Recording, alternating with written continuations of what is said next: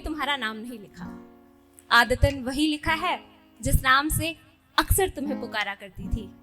ओए लड़के जानती हूँ इस एक शब्द को सुनते ही तुम्हारे चेहरे पर वो टेढ़ी वाली स्माइल तो अब तक आ ही गई होगी।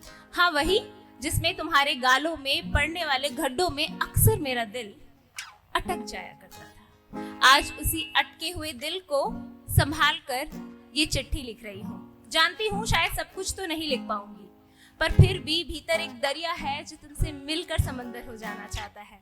आज शब्दों के साहिल पर तुमसे मिलने को जी चाहता है।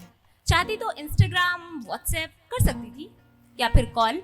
हाँ बाबा, आज भी तुम्हारा नंबर मेरी कॉल लिस्ट में 2 दिल वाली इमोजी के साथ सबसे ऊपर सेव है।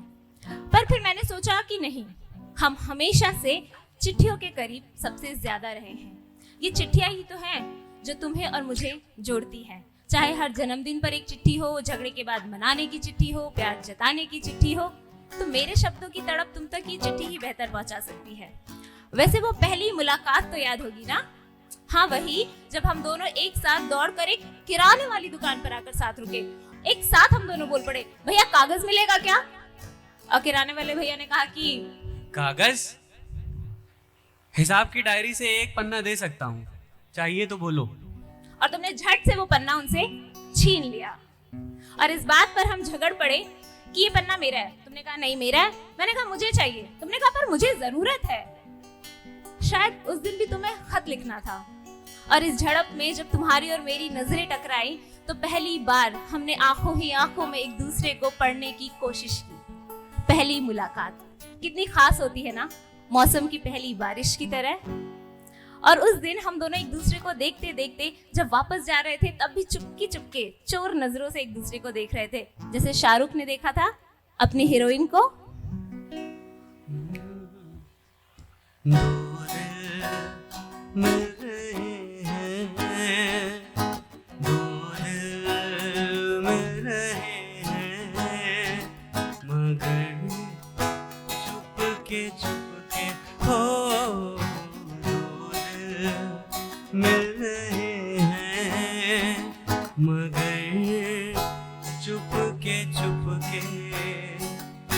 सबको हो रही है, सबको हो रही है खबर, चुपके चुपके हो दो दिल मिल रहे हैं मगर चुपके चुपके।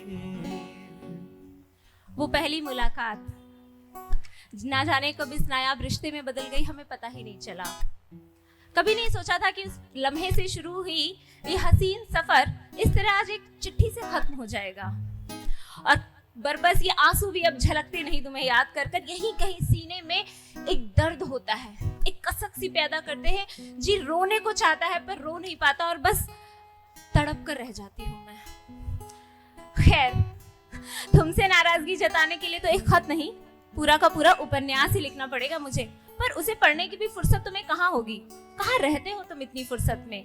अगर इतनी फुर्सत में रहते तो सब कुछ यूं बिखरता ना। इस रिश्ते को संभालने में तुम देर ना करते।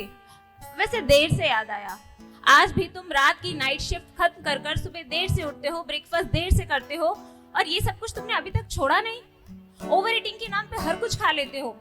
अब तुम्हारी हर छोटी बड़ी गलतियों पर तुम्हें डांटने के लिए मैं नहीं हूँ और ना ही तुम्हारी फरमाइश पर रात के 2:45 बजे उठकर मैं खीर बनाने वाली हूँ। कौन बनवाता है यार खीर? लोग मैगी बनवाते हैं ना मैगी। और ना ही तुम्हारी चिकनी चुपड़ी बातों में आकर मैं कोई बैग पैक करने वाली हूँ, ना ही कोई ट्रिप्स होंगे और ना ही कोई ट्रेवल्स होने वाले, क्योंकि तुम्हारे बगैर वो झरने, वो नदियाँ, वो पहाड़, वो रास्ते, वो चीड़ के जंगल, वो नैनी के ताल, वो किनारे की रेत, वो गंगा के घाट, वो वादियों का सुकून, वो मेले का शोर, ये सब अब मुझे कहाँ रास आने वाला है। ये सब जब तुम्हारी गैर मौजूदगी का सबब मुझसे पूछेंगे तो मैं क्या कहूंगी? खैर, तुम्हारे बगैर मैं इन रास्तों पर कभी जाने भी नहीं वाली और अगर गई भी तो महज ये जिस्म सफर करेगा। क्योंकि रूह तो उसी वक्त तुम्हारी हो गई थी जब पहाड़ों के गुलाबी ठंड में तुमने बेहद सलीके से मेरे माथे को छुआ था और अपनी खुरदुरी हथेलियों से मेरे गालों को छूकर हम दोनों के बीच के सारे फासलों को खत्म किया था और हमारी रूहों ने वो जुर्म किया जो मुकम्मल तौर पर इश्क कहलाया था। शुक्रिया। पर ये इश्क, ये कमबख्त इश्क, ये इश्क करने वालों के हिस्से आता क्यों नहीं है? क्यों ये प्रेम कहानियां अधूरी रह जाती हैं? क्यों रिलेशनशिप स्टेटस हमेशा कॉम्प्लिकेटेड वाले ब्रैकेट में रह जाते हैं? क्यों दो लोग जो बहुत देर तक साथ चलते पर बहुत दूर तक साथ नहीं चल पाते? क्यों वो कहीं पहुंच नहीं पाते? वो दो लोग जो दिन रात सुबह शाम एक दूसरे से बातें करते थे, आज उनके बीच अचानक बातें खत्म होने लगती हैं। कम्युनिकेशन गैप इतना हो जाता है कि जिसे पल पल की खबर रहती थी अब उसे एक पल की खबर नहीं रहती। अवेलेबिलिटी 0 हो जाती है और जिसके 7 साल के 12 महीने अच्छे लगते थे अब उसके साथ नवंबर की ये गुलाबी ठंड भी अच्छी नहीं लग रही। आखिर कहाँ कमी रह जाती है? कहाँ कमी रह गई तुम्हारे और मेरे बीच? लेकिन नहीं, मैं इसका इल्जाम किसी एक के कंधे पर नहीं डालूंगी, क्योंकि लोग अक्सर ऐसा करते हैं कि टूटे रिश्ते का बोझ किसी एक के कंधे पर डाल के सो कॉल्ड ब्लेम गेम शुरू कर देते हैं। पर मैं नहीं कहूंगी, क्योंकि गलती ना तुम्हारी पूरी थी ना मेरी आधी है। कभी तुम्हारी गलतियां तो कभी मेरे बचपने में ये रिश्ता रोज हारता गया और रिश्ते में पड़े दो लोग शायद इतना टूट गए कि 10 साल के इस रिश्ते में साथ होने के पलों की कहानियों से ज्यादा गलतफहमियों और झगड़ों के किस्सों ने जगह ले ली। खैर, मैं चाहती हूं कि उस दिन जो तुमने मुझे पन्ना दिया था, आधा आधा जो हमारे बीच बटा था, आज मैं उसे तुम्हारे हवाले कर दूं। मैं नहीं जानती कि उस पन्ने में तुमने खत लिखा था, पर मैंने एक कविता लिखी थी।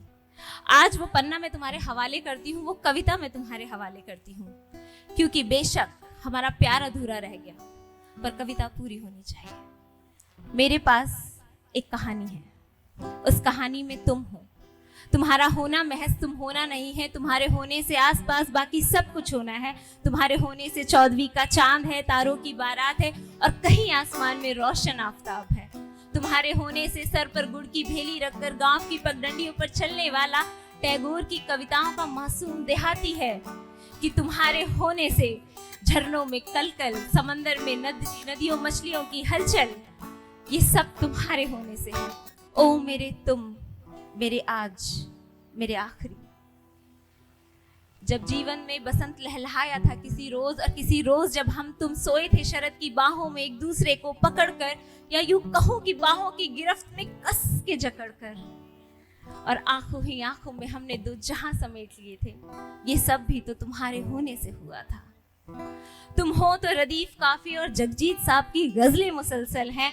तुम हो तो बेगम अख्तर की ठुमरी में 3 ताल के धा दिन धिन धा, धा दिन धिन धा, धा तिन तिन ता, ता दिन धिन धा के सारे बोल मुकम्मल हैं।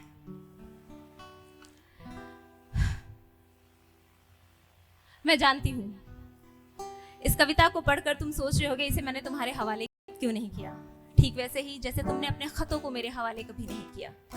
तुम मेरे लिए वो कहानी, वो कविता हो जिसे मैंने लिखा, मैंने जिया, जिसके हवाले मेरे सपने, मेरी ख्वाब, मेरी ख्वाहिशें, मेरे गम, मेरे पतझड़, मेरे बसंत सब कर दिया मैंने। आज वही तुम मेरे हिस्से रत्ती बराबर नहीं है।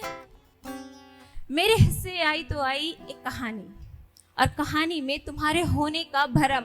पर देखो ना ये खूबसूरत भरम कि तुम्हें देखते ही बदल जाता है धड़कनों का चाल चलन, धक धक धक धक धक। उफ, तुम और तुम्हारे होने का भरम। मेरे हिस्से तुम ना आई अधूरी कहानी ही सही, किसी बहाने से तो तुम मेरे पास रह जाओगे हमेशा के लिए, और तुम्हारे पास रह जाएगी मेरी ये आखिरी चिट्ठी। इसे आखिरी तोहफा समझना।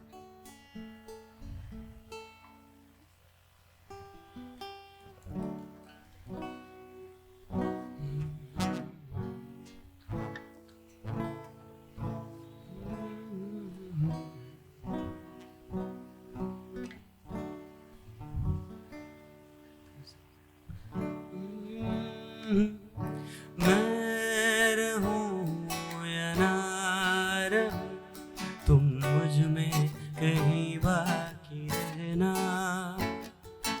मुझे नींद आए जो आखिरी, तुम ख्वाबों में आते ही रहना। बस इतना है तुमसे कहना, बस इतना है तुमसे कहना, बस इतना है तुमसे कहना, बस इतना है तुमसे कहना।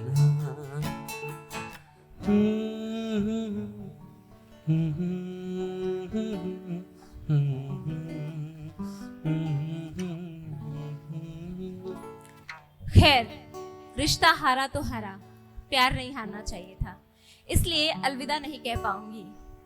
और हाँ, बेशक हम पूरे ना हुए, पर ये आधा कागज का हिस्सा जो तुम्हें लौटाया है, इसे अपने आधे कागज के हिस्से के साथ पूरा कर देना, सिर्फ और सिर्फ तुम्हारी।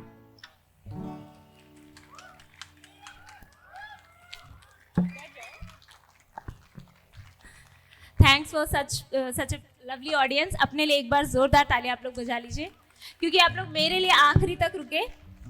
तो मैं आप लोग के लिए चाहती हूँ कि